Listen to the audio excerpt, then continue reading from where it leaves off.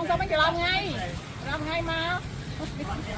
tay mà tinhหัวนะแต่เป็นไงพ่อไงสักดังแต่มาก่อนมันความเตอ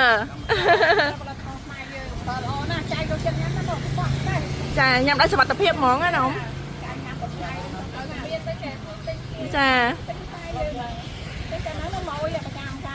The Seafood ជាភោជនីយដ្ឋានឈានមុខគេនៅព្រៃវែង bạn ấy cáiខ្លះបងមានបារះមានអីទៅ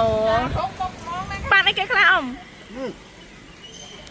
ស្ករហើយទៅសក់គេមកគ្រប់ត្រ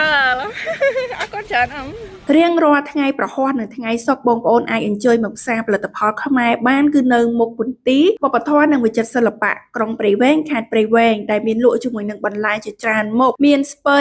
ចង្កឹះស្ពៃកញ្ញាញ់បន្លែទៅសក់ល្ពៅនិយាយទៅច្រើនពុកមែនតើនេះខ្ញុំរៀបរាប់អត់អស់ទេពីមួយសប្តាហ៍ទៅមួយសប្តាហ៍ឃើញមានបងប្អូនអ៊ំពូមីងគាត់មកគាំទ្រច្រើនមែនតើតែគាត់មកផ្សារទៅគឺគាត់កលេចមកឃើញផលិតផលខ្មែរនៅទីនេះដែលមានតាំងលក់គឺគាត់តែងតែមកគាំទ្រពេលដែលបងប្អូនអ៊ំពូមីងគាំទ្រច្រើនអញ្ចឹងបងប្អូនដែលជាអ្នកលក់ហ្នឹងគឺគាត់មានចិត្តសប្បាយរីករាយខ្លាំងមែនតើដែលគាំទ្រផលិតផលខ្មែរហើយគាត់ក៏មានកម្លាំងចិត្តក្នុងការមកលក់ថ្ងៃបន្តទៀតដែរហើយមិនត្រឹមតែមានបន្លែប្លុកទេមានមាន់មានកងានមានទាកងានឬក៏ទាទេនេះហើយមានស្ករមានប្រហុកត្រីសាច់ផ្អកមានជាផលិតផលខ្មែរផ្សេងចម្រុះមុខនៅទីនេះតែម្ដងអរគុណច្រើនវីដេអូនេះខ្ញុំមានតែប៉ុណ្្នឹងទេជួបគ្នាទៀតនៅក្នុងវីដេអូក្រោយជម្រាបបាយធារាបានផលិតឡើងជាមួយសមត្ថភាពពិសេស3យ៉ាងព្យាបាលការពារនិងចិញ្ចឹមកោសិកាស្បែករបស់លោកអ្នកឲ្យមានភាពស្រស់ស្អាត